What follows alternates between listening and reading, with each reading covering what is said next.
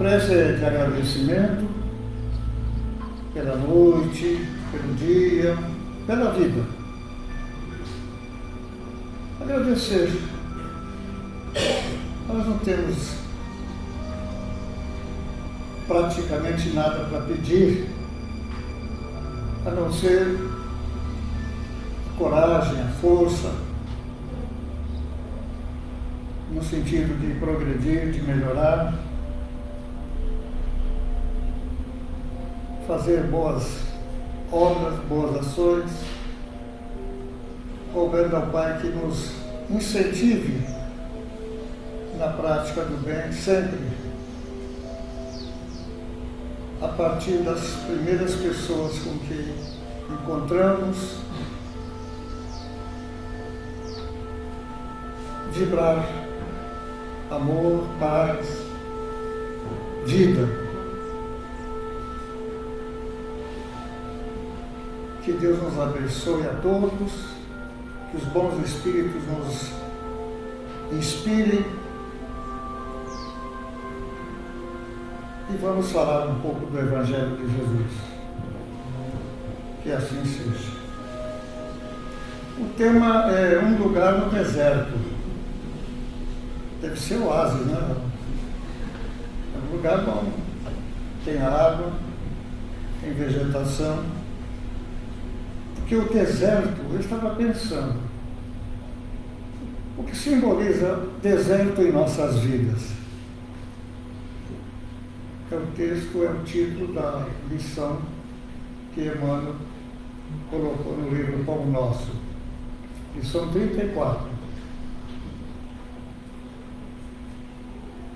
O que significa deserto? Um lugar bom, agradável, temperatura amena, 50 graus mais ou menos.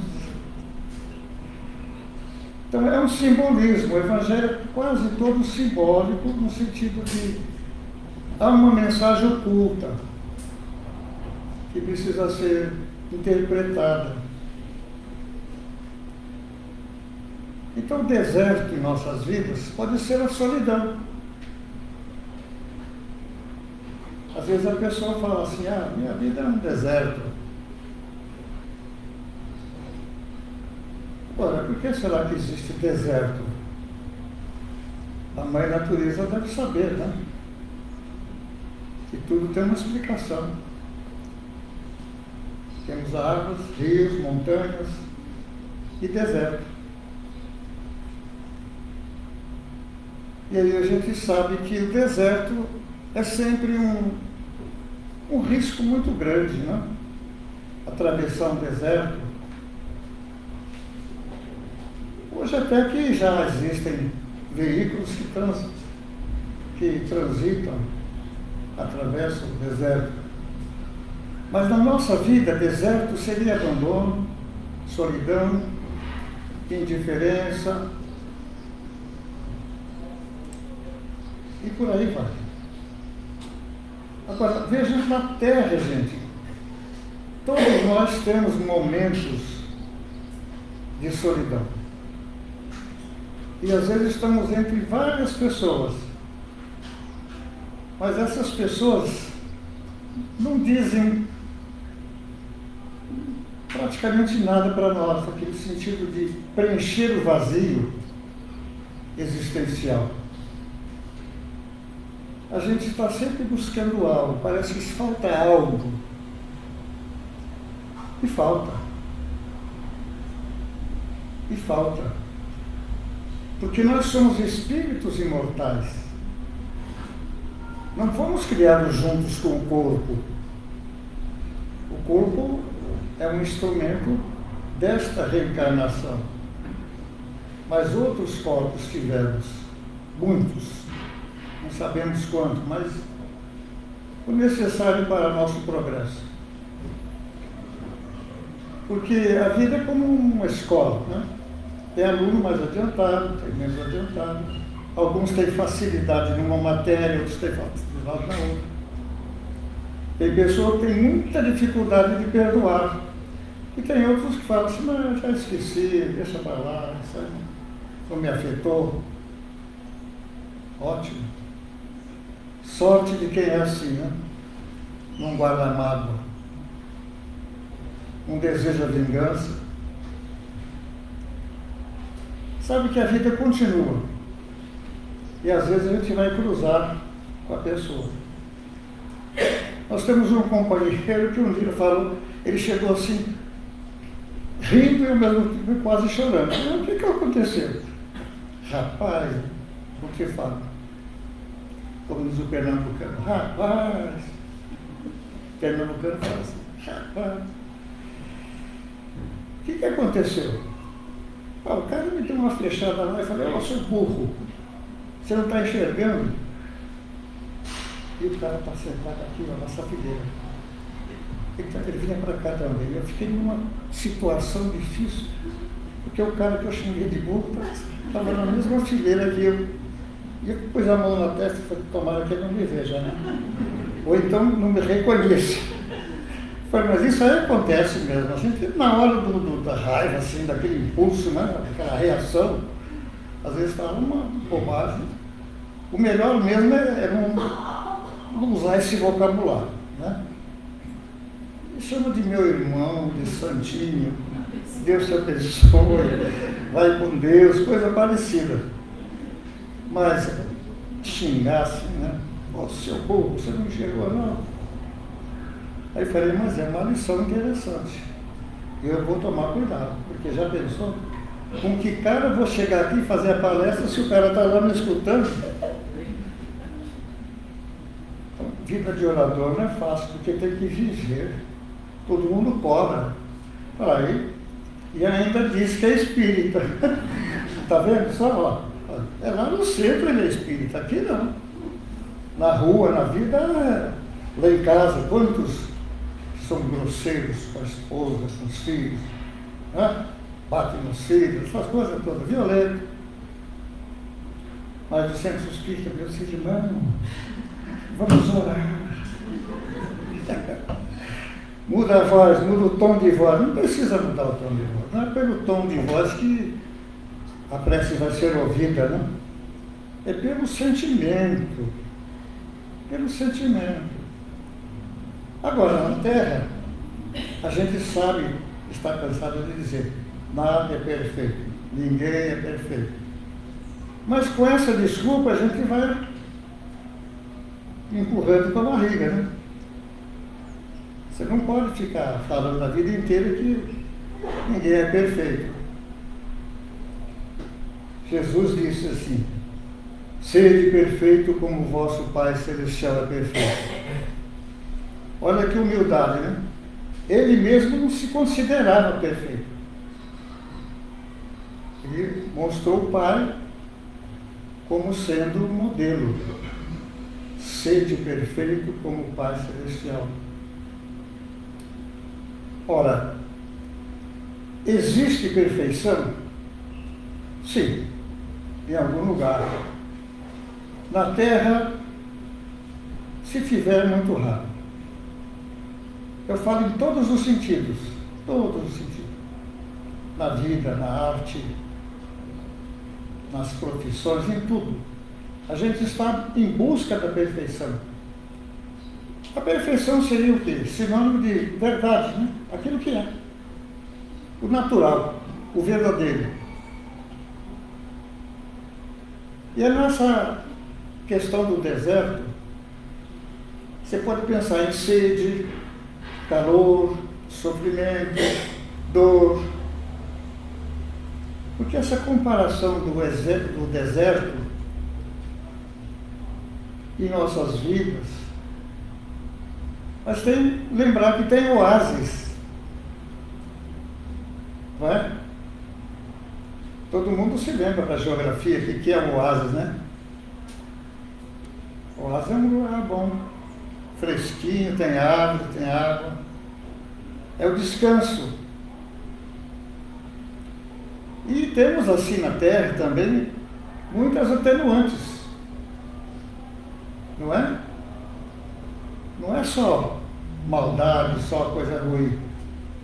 A grande maioria das pessoas pensa no bem, quer o bem, deseja o bem, faz o bem. Aqueles que são maus, vingativos, odientos, são espíritos doentes. Merecem nossa compaixão. Quando alguém nos xinga, nos diz um palavrão, a gente deve devolver com um coração. É fácil? É fácil, né? Não é não, né? É complicado. Depois a gente se arrepende, a gente entra em contato assim com uma oração, pensa em Deus, falar, eu que estou tentando melhorar, agora fiz uma besteira, palavrão, cara. Tem coragem de voltar atrás e ir lá pedir desculpa? Esse é outro problema. Vai mexer com a vaidade, com a personalidade, pedir desculpa. Parece que é uma coisa assim humilhante, né? Reconhecer que estava errado, que não devia ter falado o que falou, não feito o que fez. Então a gente fica meditando nessas passagens do Evangelho, nesses ensinamentos, esses títulos, né? Um lugar no deserto é o título da página de Emmanuel, do livro Pão Nosso. Porque eu estava analisando por onde começar. Eu não achava espaço, falei, mas comparar a vida com um deserto? Deserto não é uma coisa boa, agradável. Mas, de um certo modo, nós atravessamos muitos trechos de deserto. Tem oásis, aquele lugar fresquinho, aquela ilha isolada, né, no meio do deserto. Veja com a sabedoria divina, né? Criou o deserto, mas também o oásis, prevendo que a gente precisa do descanso, do repouso, desse espaço para meditação, para orar. Como disse Jesus, nem só de pão vive o homem. Olha que sabedoria. Nem só de pão. O pão representando, claro, o alimento, né? O alimento que nos sustenta. Se a gente observar bem o Evangelho, é um repositório de sabedoria. É preciso garimpar aquelas pepitas de ouro que existem, saber enxergar, ter um olho bom, de preferência olhar com os olhos do coração, né? É difícil. Porque Jesus disse que bem-aventurados os puros de coração, porque eles verão Deus. Fico pensando, mas coração enxerga. Se você tiver um bom coração, você vai poder enxergar Deus. Mas o que é enxergar Deus? A gente enxerga Deus? Será que Ele está aqui? Tá. Está em toda parte. Mas o que Jesus nos ensinou? Que o reino de Deus está dentro de nós. E toca procurar esse reino de Deus, que não aparece. Só aparece o outro reino, aquele que não é muito bom. Mas o que o Espiritismo explica? Por que existem pessoas boas, pessoas más, pessoas sãs, pessoas doentes? Toda essa desigualdade tremenda. Lei de causa e efeito. A cada um será dado segundo suas obras. Quais são nossas obras? Quais têm sido nossas obras? Boas. Mais ou menos, não? Mais ou menos. A gente está em busca da perfeição. A gente está em busca do oásis. Mas tem que atravessar o deserto. Para chegar no oásis, tem que caminhar no deserto. Tem que passar fome, passar sede, passar necessidade. Provações, expiações, desafios. Veja a sabedoria do Evangelho. Quando eu vi o título, eu falei, meu Deus do céu, falar sobre deserto. Eu nunca estive num deserto. Só na televisão, nos filmes. Mas presente mesmo, assim, não está no deserto. Vejo nos filmes, na TV, agora na internet também. Mas Deus foi tão sábio que inventou o camelo para atravessar o deserto. Porque ele pode tomar água por vários dias. Ele enche o tanque e vai embora. Então, qual é o veículo, qual é a condução do deserto? É o camelo. Agora tem o Volkswagen, né? Nos água. Sabe que esse carro foi inventado no tempo da guerra, pela Alemanha, justamente para poder atravessar o deserto. Precisa de água. Veja só, a necessidade obriga a criatura a raciocinar, buscar uma solução. E a gente nunca vê a dificuldade como solução. A gente vê como problema. Agora, se a gente não cansasse, se a gente voasse, não teria condução. Não precisava de veículo nenhum. Nem avião, nada. Nem carro, nada. Nós seríamos o motor, seríamos tudo. E ainda bem que Deus não deu asa para a cobra, né? Já pensaram? Uma cobra voando?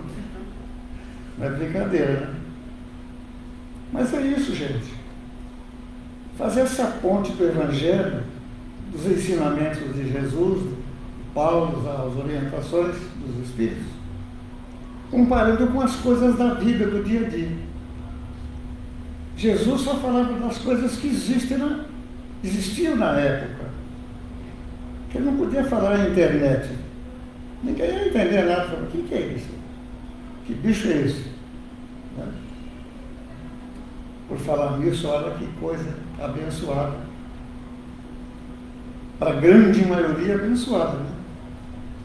Mas sempre tem alguém pensando em aproveitar isso para o mal, para obter vantagens, que não leva a nada, né? Quando desencarnar, aquele que está no Evangelho, a cada um será dado segundo as suas obras, ele vai ter o resultado das suas obras.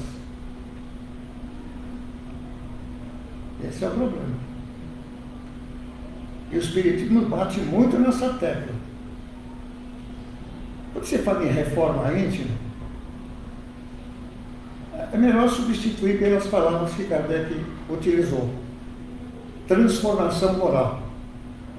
Porque transformação acabou. Mudou, mudou. Nunca mais volta a ser o que era.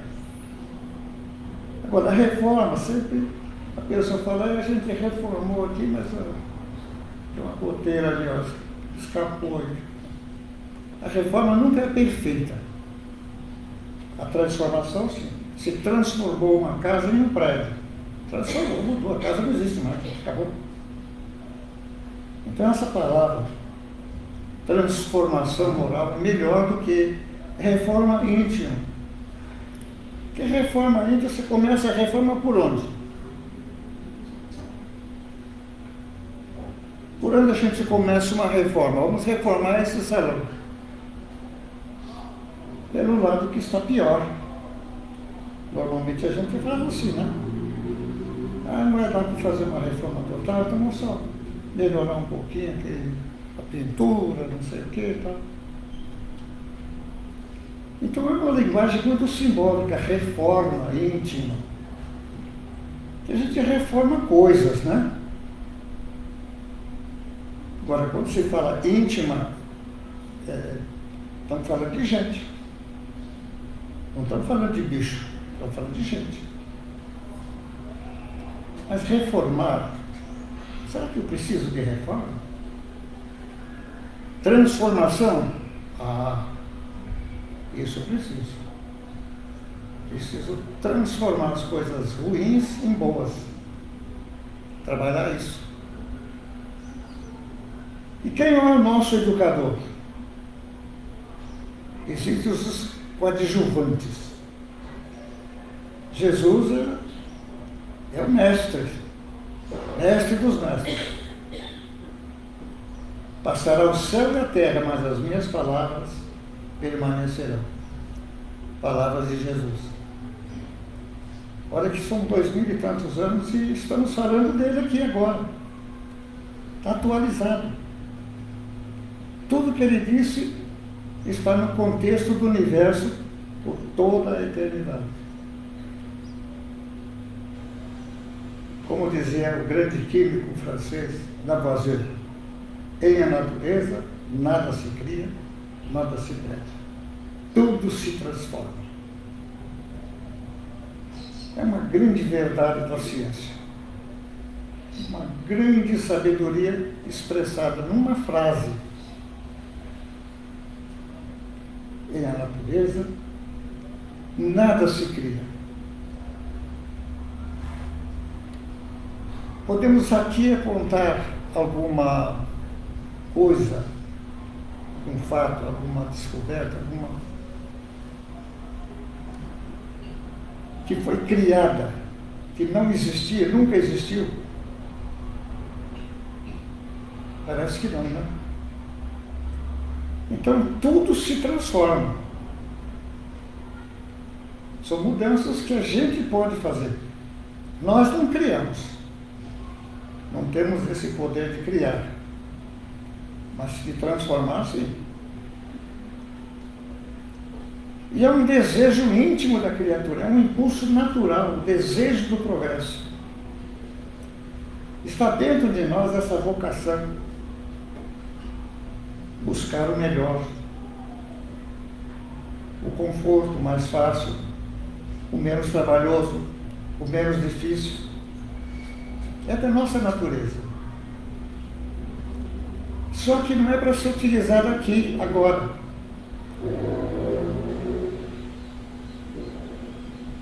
Mas como a gente ainda não tem aquela certeza, aquela convicção de que a vida continua, que a vida é uma só, e as existências são muitas, a vida, a partir do momento que foi criada,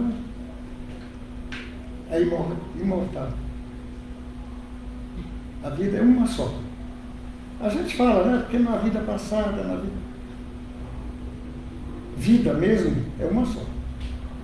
A alma, o espírito. Temos reencarnações, existências, que são lições, são aulas, e que nos obrigam a crescer. O homem andando a pé, olhou para o cavalo e falou assim, esse bichinho é forte, 4 patas, olha, está bem seguro. Acho que eu vou montar nele, vou usar a cena. Vai associando, né, a necessidade à utilidade. Aí ele passou a usar o cavalo. Mas depois ele precisava carregar a coisa e falou assim, e agora? Como é que eu faço? Como é que eu vou botar em cima desse bicho? Ele inventou a carroça, o carrinho, né? Veja só como a inteligência está voltada para buscar aquilo que o homem quer melhorar para si. Esse desejo de progresso, de evolução, de aperfeiçoamento, é inato em nós. Já vem conosco. A vontade de melhorar. Só que 99% é na parte material, né? Melhorar as coisas, o ambiente, o conforto. a saúde, tudo que diz respeito à matéria. A nossa concentração é praticamente 100% voltada para a matéria. Você se lembra de fulano? Ah, eu sei. Aquele é esse mesmo. Está muito bem dirigido ali. Opa! Deixou de fumar, deixou de beber? Não, estou falando, está rico, está bem dirigida. Fulana fez um casamento muito bom. Cara empresário, muito próspero. São nossos conceitos de estar bem. Estar bem na vida. É isso. Longe do deserto, só no oásis. Repararam quanta coisa a gente pode explorar nessa passagem, nessas simples páginas de Emmanuel?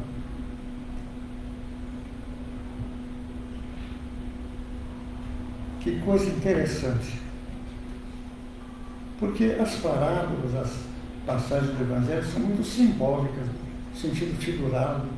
Precisa interpretar um conteúdo oculto. E a gente pergunta, mas o que será que Jesus quis dizer com isso? Vós sois deuses. O reino de Deus está dentro de vós. Buscai em primeiro lugar o reino de Deus e as suas obras. E tudo mais vos será acrescentado. Caramba! Tudo mais o quê? Tudo aquilo que você procura na terra, tudo o mais, quer dizer, tudo aquilo que você está procurando, você não vai conseguir. Se você não melhorar, se você não adquirir mérito, se você não conquistar, você não vai ter. Mas depende de quem? De Deus? Da vida? Não. De você. De mim? Se o reino está dentro de você, quem é que vai ter que buscar? Você vai ter.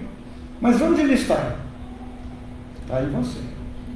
Isso aí é um trabalho que você que vai ter que descobrir. Essa vai ser a sua tarefa. E a gente fica procurando o reino de Deus, né? Mas está dentro da gente, né? Eu volto para cá, olho no espelho, não estou vendo reino nenhum. É toda uma linguagem simbólica. O que ele representa o quê? Um estado de alma, um alcance do espírito, a busca da perfeição, do certo, do correto, da verdade. E isso a doutrina espírita trabalha muito bem. Muito bem.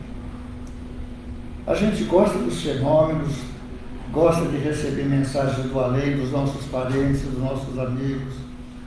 Tudo isso é o lado do conforto, da esperança. Mas a conquista do reino mesmo tem que ter dois fatores, né? Um é inspiração e o outro é aquilo que causa o suor, como é que chama? Suai agora para não chorardes depois. Frase de André Luiz no livro Nosso Lar. Naquela abertura, irmãos da terra, suai agora para não chorardes depois. Ele termina com essa frase. Vocês lembram do livro Nosso Lar de André Luiz? Ele falando dele mesmo, da vida dele. Eu vivi para a matéria, vivi para prazer, para felicidade minha. Por que vai ter que pensar nos outros? Se eu que tenho que ser feliz? Mas Felicidade é uma conquista. Não vem de graça. E aquilo que parece felicidade na Terra, nem sempre é felicidade. Às vezes, por exemplo, ganhar na loteria, aparentemente é uma felicidade. Mas e agora? Como será a sua vida? Os vícios, as oportunidades de fazer as coisas que não são muito boas. Eu vi um cidadão falar assim, ó, daqui para frente, ele ganhou na loteria, naquela antiga loteria esportiva, não sei se vocês se lembram, dos 13 pontos. Estou falando de coisa da minha geração. Graças a Deus, graças a Deus não, graças à vida, a grande maioria aqui são jovens, né? Um que outro idoso. Tem pouco idoso aqui, não tem? Né, irmã? Nós, né? É nós. Nós somos idosos. Quanta experiência, né? Quanta coisa a gente fez que não faria pelo que conhece agora. Mas também não teria a sabedoria que tem, a experiência que tem. Errar faz parte. Você vai atravessar o deserto, não leva água, danou. Vai sofrer. Então a gente tem que se preparar para a viagem. O que eu vou pôr na minha bagagem? Eu estou fazendo a mala para a viagem, para a grande viagem. O corpo eu já sei que eu não posso levar. Ele vai voltar para a Mãe Terra, de onde ele veio. E por falar nisso, todos os elementos que compõem o nosso corpo estão na natureza. Vem tudo da terra. Os meus filhos ficam brincando comigo, falando assim, né, pai? Como você falou, né? O navio, o avião, tudo saiu da terra. Você falando assim, de repente, para uma pessoa, sabe que tudo que está aí nesse navio veio da terra? Imagina. E de onde que veio? Me mostra uma peça que veio de Marte, por exemplo, da Lua, do Sol. Tudo sai da terra. Poxa, mas é mesmo. Esse microfone saiu da terra, computador, a mesa. Isso aqui é de areia. Areia é a base disso aqui. Nossa. Mas o que houve? Uma transformação. Isso nós podemos fazer. Agora, criar areia, não. Isso aí é lá com o chefe. Isso nós não podemos. Daí Jesus ter dito assim, ó, buscar em primeiro lugar o reino de Deus. E tudo mais que aquilo que a gente corre atrás, né, não será concedido. Quer dizer, você adquire mérito e consegue naturalmente. É um direito. Você tem direito a isso. Só que precisa conquistar. Mas para conquistar você tem que atravessar o deserto. Olha que coisa. Eu achava que não tinha nada que falar sobre a nossa vida e o deserto. Comparar a vida com o deserto. Caramba, mas onde Emmanuel foi buscar isso? Que falta de inspiração. Fiquei com pena do Emmanuel. Olha, o que é nossa vaidade, né? Estupidez. Gente, tudo que eu falei é para a nossa experiência, para a nossa aprendizado, para meditar. Não tem solução. Não estou apresentando nenhuma solução. Eu não tenho a solução. A solução é do Evangelho. Buscai em primeiro lugar. E tudo mais, quer dizer, tudo aquilo que a gente busca, que a gente ambiciona, que a gente quer, que a gente mata, que a gente se mata para conseguir, é perecível. É aquela riqueza que o ladrão não rouba, a traça não corrói. Olha a sabedoria do Evangelho. Qual é a riqueza que o ladrão não pode roubar e a traça não pode corroer? É algo que estas coisas não alcançam. É algo mais profundo. É lá de dentro da alma.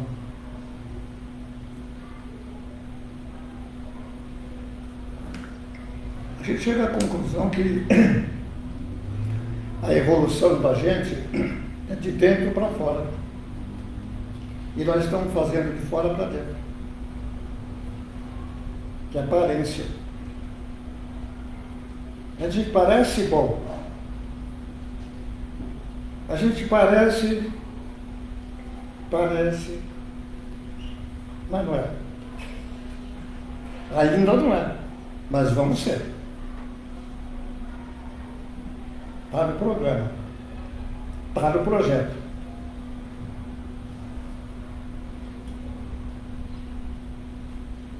Mas tem uma condição, né? Tudo tem uma condição. Buscai o reino de Deus e a sua justiça. Quer dizer, fazer o bem, andar dentro da lei, cumprir os deveres. E tudo mais. Carro, casa, viagem, passeio, saúde, tudo. Tudo mais vos será acrescentado. Já é conquista de vocês, natural. Virá automaticamente. Não precisa fazer nenhum esforço. Mas para isso tem que alcançar o oásis. Tem que atravessar o deserto. É isso que Emmanuel quis dizer. Um lugar no deserto. Página 34. Lição número 34 do livro Pão Nosso, de Emmanuel, psicografado por Francisco Cândido Xavier. Obrigado pela atenção. Vamos agora fazer nossa prece de encerramento, agradecendo a Deus, sobretudo, aos bons espíritos, toda essa equipe que comparece nas reuniões espíritas, espirituais, para nos dar uma força, ajudar as pessoas com problemas. Eles podem ajudar-nos a carregarmos a cruz, podem ajudar, não carregar a cruz. Então nós vamos pedir essa ajuda, essa força, para conseguir chegar no deserto e atravessá-lo e descansar no oásis, que é justamente a conquista do reino de Deus que está dentro de nós. Toda essa simbologia do Evangelho. Que Deus nos abençoe, a todos nossos lares, familiares, os irmãos que não compareceram, mas que estão ligados aqui à casa. E viajando mentalmente, vamos levar luz onde haja escuridão, onde haja treva. Vamos levar amor onde haja ódio. Vamos levar a verdade onde haja mentira. Tudo naquilo que o grande apóstolo do bem, São Francisco, deixou na sua oração.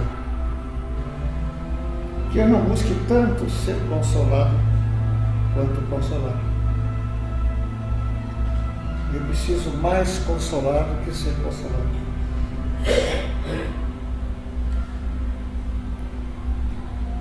Porque é dando que a gente recebe. Primeiro precisamos dar. É dando que se recebe. Não é recebendo que se dá. É o contrário. E é morrendo que a gente nasce para a eternidade. Sem corpo físico, sem morte. Só que o nosso irmão Francisco deixou um detalhe para trás.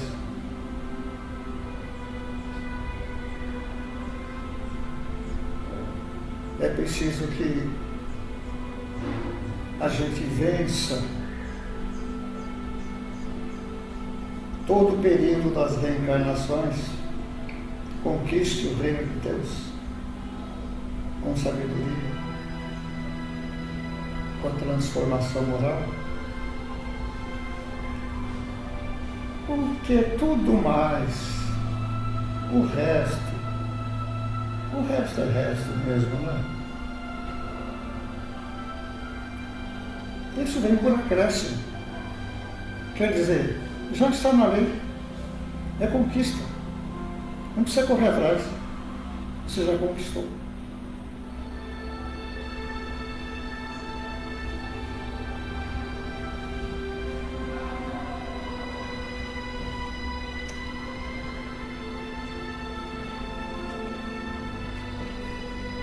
Vamos refletir a respeito disso, irmãos. Começando por mim, né? Graças a Deus. Que assim seja.